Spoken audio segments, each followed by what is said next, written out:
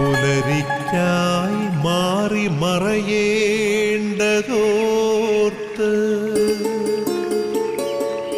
ചന്ദ്രനക്ഷത്രാദികൾ വിതുമ്പുമ്പോൾ മാറ്റമില്ലാതെങ്ങും വിരാജിക്കും ദൈവമേ, അങ്ങയെ വാഴ്ത്തുന്നു ഞങ്ങൾ. ഉദിച്ചെങ്ങും പ്രഭതൂകും പാരിലെ സൂര്യരശ്മിയേക്കാൾ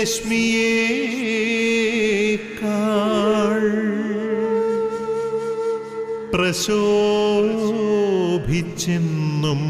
പ്രസാദമേകുന്ന ദൈവമേ, അങ്ങേ മഹിമാവെത്ര മനോജ്ഞം.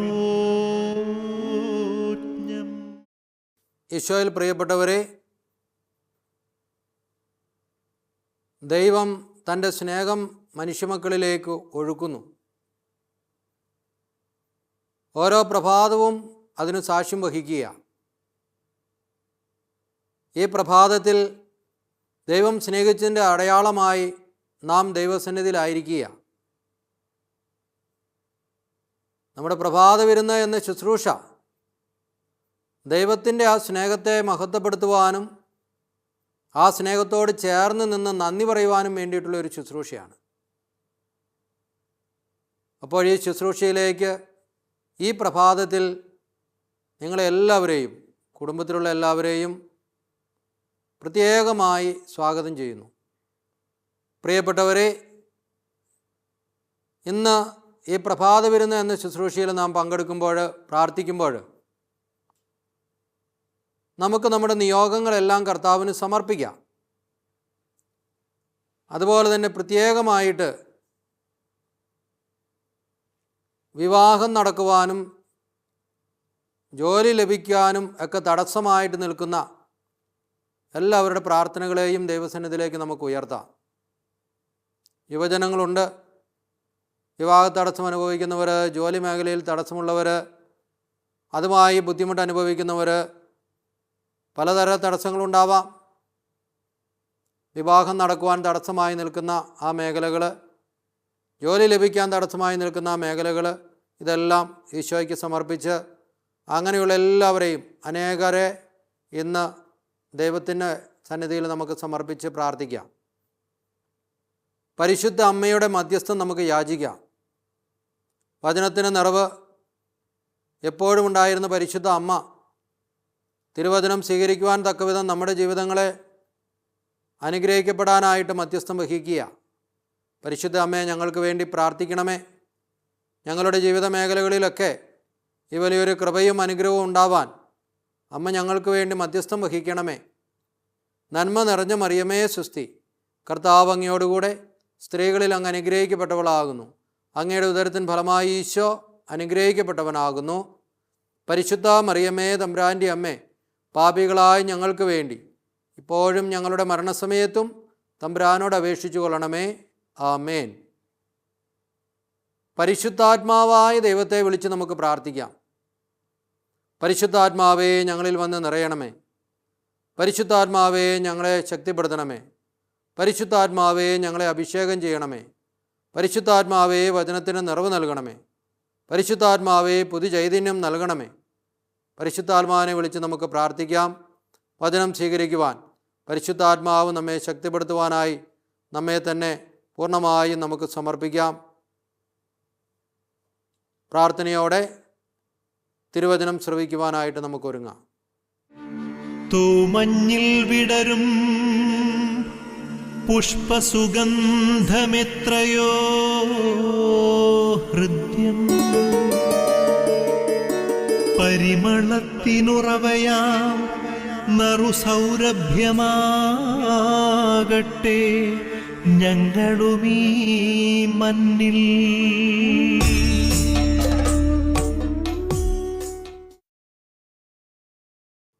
പ്രഭാഷകന്റെ പുസ്തകം 5-ാം അധ്യായം 6-ാം തിരുവചനം. അവിടുത്തെ കാരുണ്യം നിസ്സീമമാണ്, അവിടുന്ന് എൻ്റെ എണ്ണമറ്റ പാപങ്ങൾ ക്ഷമിക്കും എന്ന് പറയരുത്. കാരുണ്യത്തോടൊപ്പം ക്രോധവും കർത്താവിലുണ്ട്. അവിടുത്തെ ക്രോധം പാപികളുടെ മേൽ പതിക്കും. അവിടുത്തെ കാരുണ്യം നിസ്സീമമാണ്, അവിടുന്ന് എൻ്റെ എണ്ണമറ്റ പാപങ്ങൾ ക്ഷമിക്കും എന്ന് നീ പറയരുത്. പ്രിയപ്പെട്ടവരെ, ഇന്ന് ഈശോ നമുക്ക് നൽകുന്ന സന്ദേശം നമ്മുടെ ജീവിതത്തെ വിശുദ്ധീകരിക്കണം എന്നുള്ള സന്ദേശമാണ്. കർത്താവ് കാരുണ്യവാനാണ്, കർത്താവ് സ്നേഹമാണ്, അവിടുന്ന് തന്നെ സ്നേഹിക്കുന്നു, അവിടുന്ന് തന്നെ അനുഗ്രഹിക്കുന്നു. ഇതെല്ലാം സത്യമാണ് എന്ന് പറഞ്ഞുകൊണ്ട് എൻ്റെ ഇഷ്ടത്തിനനുസരിച്ച് മാത്രം ഞാൻ ജീവിക്കരുത് എന്ന് ഈശോ പഠിപ്പിക്കുക. അതുകൊണ്ടാണ് ദൈവകൽപ്പനകൾ പാലിക്കണം എന്ന് പറയുന്നത്, ദൈവകൽപ്പനയോട് ചേർന്ന് നിൽക്കണം എന്ന് പറയുന്നത്. എൻ്റെ ഇഷ്ടത്തിനനുസരിച്ച് ഞാൻ ജീവിക്കാൻ തുടങ്ങിയാൽ അത് എൻ്റെ ജീവിതത്തിൽ പ്രതിസന്ധിക്ക് കാരണമായി തീരും. കാരണം നാം എല്ലാവരും ജീവിക്കുന്നത് ഈ ലോകത്താണ്, ഈ പ്രപഞ്ചത്തിലാണ് ജീവിക്കുന്നത്. അതുകൊണ്ട് തന്നെ നമ്മുടെ ജീവിതത്തിൽ അധികം സമയവും അല്ലെങ്കിൽ ഏറ്റവും കൂടുതൽ ആകർഷണം നമുക്ക് തോന്നുന്നത് ഈ പ്രപഞ്ചത്തോടായിരിക്കും, ഈ ലോകത്തിലെ വസ്തുക്കളോടായിരിക്കും, ഈ ലോകത്തിലെ വ്യക്തികളോടായിരിക്കും, ഈ ലോകത്തിലെ ക്ഷണിക സുഖങ്ങളോടായിരിക്കും, ക്ഷണികമായ സന്തോഷങ്ങളോടായിരിക്കും നമുക്ക് കൂടുതൽ ആകർഷണം തോന്നുന്നത്. അതുകൊണ്ട് തന്നെയാണ് ക്ഷണികമായ കാര്യങ്ങളിൽ ശ്രദ്ധ വയ്ക്കരുത് എന്ന് പറയുന്നത്. അതാണ് തിരുവചനം പറഞ്ഞത് അവിടുത്തെ കാരുണ്യം നിസ്സീമമാണ്, അവിടുന്ന് എണ്ണമറ്റ പാപങ്ങൾ ക്ഷമിക്കും എന്ന് നീ പറയരുത്. കർത്താവ് കരുണ ചൊരിയും, അപ്പോൾ എനിക്കിഷ്ടമുള്ളതുപോലെ എന്തും ചെയ്യാം, എന്തും പറയാം, എങ്ങനെയും ജീവിക്കാം, ഏത് വഴിയിലൂടെയും നടക്കാം എന്നുള്ള ഒരു മനോഭാവം നമ്മുടെ ജീവിതത്തിൽ വെച്ച് പുലർത്തരുത് എന്ന് തിരുവചനം പഠിപ്പിക്കുക. അതേപോലെ തന്നെ പ്രഭാഷകൻ്റെ പുസ്തകം 6-ാം അധ്യായത്തിലും 2-ാം തിരുവചനത്തിൽ പ്രകാരം പഠിപ്പിക്കുന്നുണ്ട്, അഭിലാഷങ്ങൾക്ക് അടിമപ്പെടരുത്, അവ നിന്നെ കാളക്കൂറ്റനെ പോലെ കുത്തിക്കീറും. അഭിലാഷങ്ങൾക്ക് അടിമപ്പെടരുത്, അവ നിന്നെ കാളക്കൂറ്റനെ പോലെ കുത്തിക്കീറും എന്നാണ് പറയുന്നത്. അതായത് തിന്മയുടെ ആഗ്രഹങ്ങൾക്ക് നമ്മെ വിട്ടുകൊടുക്കരുത്, തിന്മയുടെ സ്വാധീനങ്ങൾക്ക് നമ്മെ ഒരിക്കലും നമ്മൾ വിട്ടുകൊടുക്കരുത്.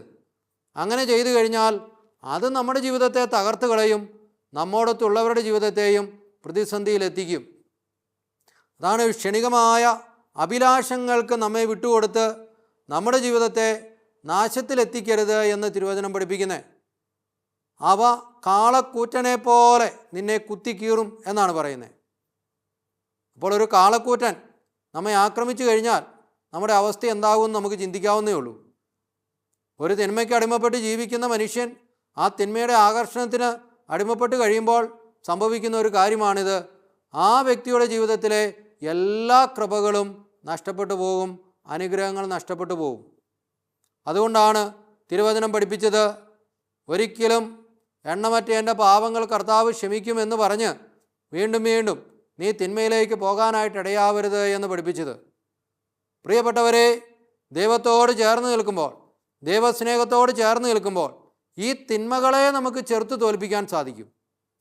അപ്പോൾ ഈ ലോകത്തിൽ ജീവിക്കുന്ന നാം ഈ ലോകത്തിൻ്റേതല്ലാത്തതുപോലെ ജീവിക്കുവാൻ, ലൗകികതയിൽ നിന്നും മാറി ദൈവസ്നേഹത്തിൽ ജീവിക്കുവാൻ പരിശ്രമിക്കുമ്പോഴാണ് ഈ തിന്മകളെ നമുക്ക് തോൽപ്പിക്കുവാനായിട്ട് സാധിക്കുന്നത്. തിന്മകളെ തോൽപ്പിക്കണമെങ്കിൽ ദൈവസ്നേഹം നമ്മിൽ നിറയണം. ദൈവഭക്തിയുടെ ഭാഗമായി നാം മാറണം. അപ്പോൾ മാത്രമേ ഓരോ തിന്മയെയും ചെറുത്തു നിൽക്കുവാനായിട്ട് നമുക്ക് സാധിക്കുകയുള്ളൂ. അതുകൊണ്ട് പ്രിയപ്പെട്ടവരെ, ആ തിന്മയുടെ മേഖലകൾ നമ്മെ അലട്ടുന്നുണ്ട് എങ്കിൽ ആ മേഖലകളെ ദൈവീക സംവിധാനത്തിലേക്ക്, ദൈവീക പദ്ധതിയുടെ ഭാഗമാക്കി മാറ്റി വിശുദ്ധീകരിക്കുവാനായിട്ട് നാം പരിശ്രമിക്കണം.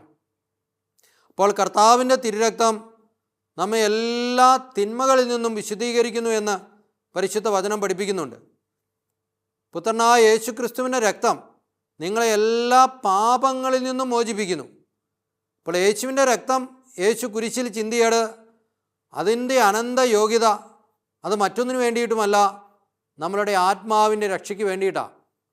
നമ്മുടെ ആത്മാക്കളെ രക്ഷിക്കപ്പെടാൻ വേണ്ടിയിട്ടാണ്, നമ്മുടെ ജീവിതങ്ങൾ അനുഗ്രഹമാകാൻ വേണ്ടിയിട്ടാണ് കർത്താവ് കുരിശിൽ രക്തം ചിന്തിയത്. ആ രക്തത്തിൻ്റെ അനന്ത യോഗ്യതയാൽ നമ്മുടെ എല്ലാ തിന്മകളും, നമ്മിലെ എല്ലാ പാപങ്ങളും, പാപച്ചാച്ചിലുകളും നമ്മിൽ നിന്ന് അകന്നു പോകുന്നുണ്ട് എന്ന ബോധ്യം, ആ ബോധ്യത്തിൽ നമ്മുടെ ജീവിതത്തെ നമ്മൾ മുൻപോട്ട് നയിക്കണം പ്രിയപ്പെട്ടവരെ. അപ്പോൾ മാത്രമാണ് ശരിയായ ആനന്ദവും സമാധാനവും സന്തോഷവും നമുക്ക് അനുഭവിക്കുവാനും ആത്മീയമായ ഉണർവിൽ ജീവിതത്തെ ക്രമപ്പെടുത്തുവാനുമായിട്ട് സാധിക്കുന്നത്. അങ്ങനെ നമ്മൾ ഈ ഒരു ആത്മീയ അഭിഷേകത്തിലേക്ക് കടന്നു വന്നു കഴിയുമ്പോൾ നമ്മുടെ വ്യക്തിബന്ധങ്ങളെയും കൂട്ടുകെട്ടുകളെയും വരെയും മാറ്റി നിർത്തുവാനായിട്ട് നമുക്ക് സാധിക്കും.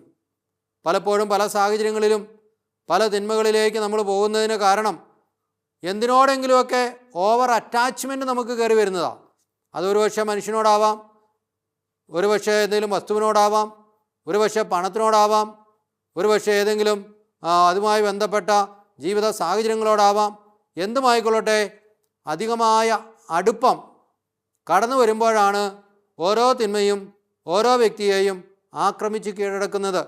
അതുകൊണ്ടാണ് ഈശോ പറയുന്നത്, നിങ്ങളുടെ വചനം, എൻ്റെ വചനം നിങ്ങളുടെ ഹൃദയത്തിൽ നിങ്ങൾ സൂക്ഷിക്കണം.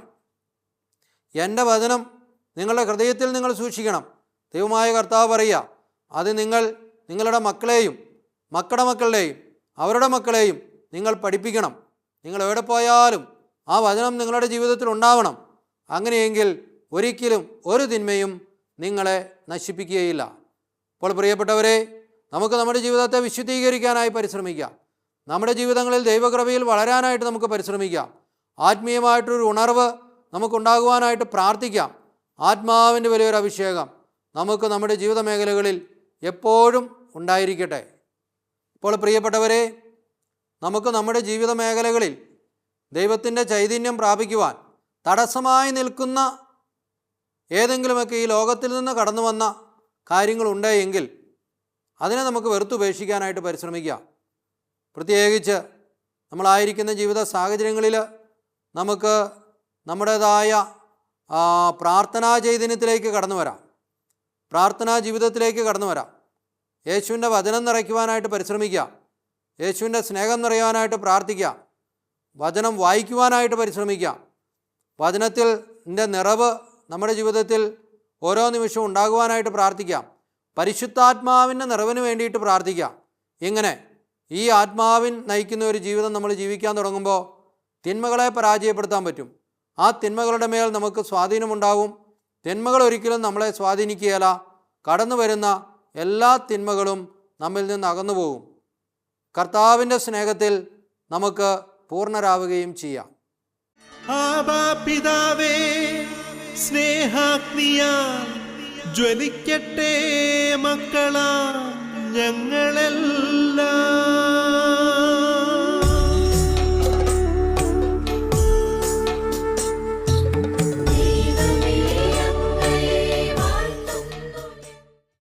നമുക്ക് പ്രാർത്ഥിക്കാം. കണ്ണുകളടച്ച് കരങ്ങൾ കൂപ്പി ഈശോയുടെ സന്നിധിയിൽ നമ്മുടെ ജീവിതത്തെയും ജീവിത സാഹചര്യങ്ങളെയും സമർപ്പിക്കാം. നമ്മുടെ കുടുംബങ്ങളെ സമർപ്പിക്കാം, കുടുംബത്തിലുള്ള ഓരോരുത്തരെയും സമർപ്പിക്കാം. പ്രത്യേകിച്ച് ഇന്നത്തെ നിയോഗം എല്ലാ യുവജനങ്ങളും ആത്മീയമായ ഉണർവിൽ ജീവിക്കാൻ, പരിശുദ്ധാത്മാവിന് നിറവിൽ ജീവിക്കുവാൻ, പലതര തടസ്സങ്ങളിൽ പെട്ടുകിടക്കുന്നവർ പരിശുദ്ധാത്മാവിൻ്റെ അഭിഷേകത്തിലേക്ക് കടന്നു വരാൻ വിവാഹ തടസ്സം, ജോലി തടസ്സം, മറ്റ് തടസ്സങ്ങൾ, ആത്മീയതയിൽ വളരുവാനുള്ള തടസ്സങ്ങൾ, ഇതെല്ലാം ഈശോയ്ക്ക് സമർപ്പിക്കാം. എല്ലാ യുവജനങ്ങളെയും അനുഗ്രഹിക്കണമേ എന്ന് നമുക്ക് പ്രാർത്ഥിക്കാം. അതുപോലെ തന്നെ കാവൽ മാലാഖമാരുടെ പ്രത്യേകമായിട്ടുള്ള സഹായം നമുക്ക് യാചിക്കാം. വിശുദ്ധരുടെ പ്രത്യേകമായിട്ടുള്ള പ്രാർത്ഥനാ സഹായം നമുക്ക് യാചിക്കാം. പ്രത്യേകിച്ച് ഇടവകയുടെ വിശുദ്ധൻ്റെ പ്രത്യേകം മധ്യസ്ഥം യാചിക്കാം.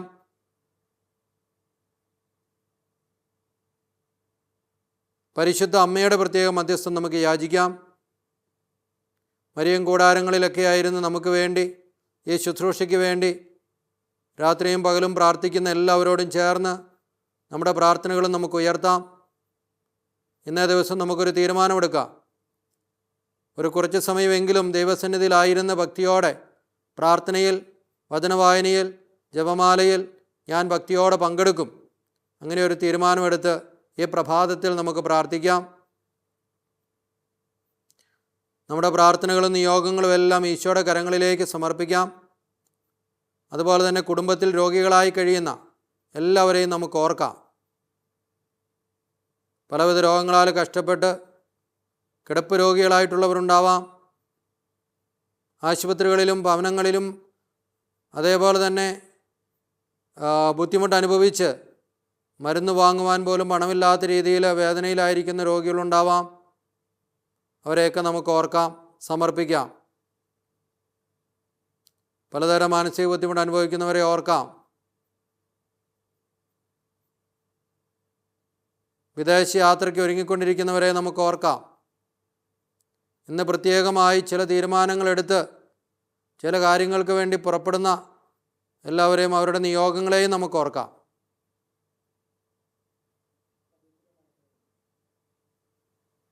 പ്രാർത്ഥനയോടെ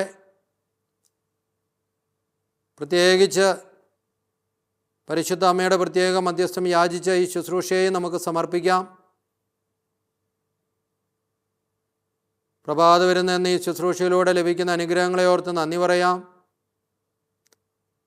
അതേപോലെ തന്നെ നമുക്ക് പ്രത്യേകമായിട്ട് ഡിവൈൻ ധ്യാനകേന്ദ്രത്തെയും ധ്യാനകേന്ദ്ര ശുശ്രൂഷകളെയും സമർപ്പിക്കാം. നമ്മുടെ എല്ലാ നിയോഗങ്ങളും പ്രാർത്ഥനകളും കർത്താവിൻ്റെ സന്നിധിയിലേക്ക് സമർപ്പിച്ച് കരങ്ങൾ ഉയർത്തി നമുക്ക് ഈശോയെ ഒന്ന് സ്തുതിച്ച് അനുഗ്രഹത്തിനായിട്ട് പ്രാർത്ഥിക്കാം. Hallelujah, hallelujah, hallelujah, hallelujah, hallelujah, hallelujah. കർത്താവെ അനുഗ്രഹിക്കണമേ. എല്ലാ വ്യക്തികളെയും അനുഗ്രഹിക്കണമേ. എല്ലാ കുടുംബങ്ങളെയും അനുഗ്രഹിക്കണമേ. യുവജനങ്ങളെ അനുഗ്രഹിക്കണമേ. വിശുദ്ധിയുടെ കൃപ നൽകണമേ.